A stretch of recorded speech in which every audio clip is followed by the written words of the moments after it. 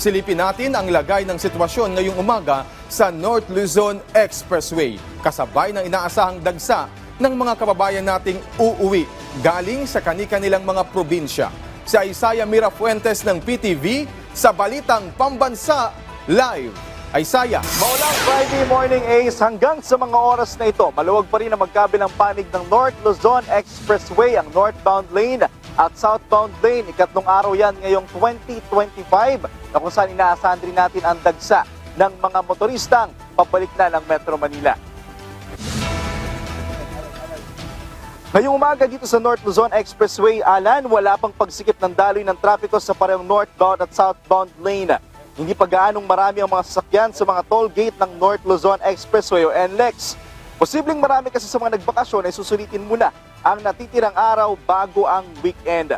Pero ayon sa pamunuan ng NLEX, posibleng ngayong araw hanggang sa Lunes ay dadagsana ang motorista sa North Luzon Expressway. Alan sa kasalukuyan, nasa 1,500 patrol officers, marshals, security, incident response team sa kaba ng NLEX SCTEX NLEX Connector ang nakadeploy. Nangako rin ng NLEX na walang isasarang kalsada hanggang sa Lunes.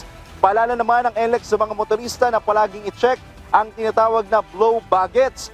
Ito yung V for battery, L for lights, O for oil, W for water, B for brake, A for air, G for gas, E for engine, T for tire, at S for self.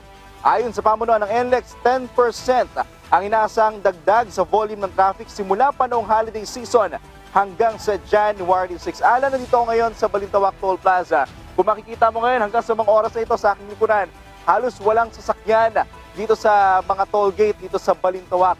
At isa pa nga dyan, paalala rin ng pamunuan ng NLEX na siguraduhin may load ang inyong mga RFID. Pero ngayong araw, simula pa ng holiday season, nagtalaga ang NLEX ng 3 lane para sa cash lane sakali ngang may dumaan dito na walang load ang kanilang mga RFID. Yan muna ang update mula dito sa NLEX. Balik muna sa iyo, Alan.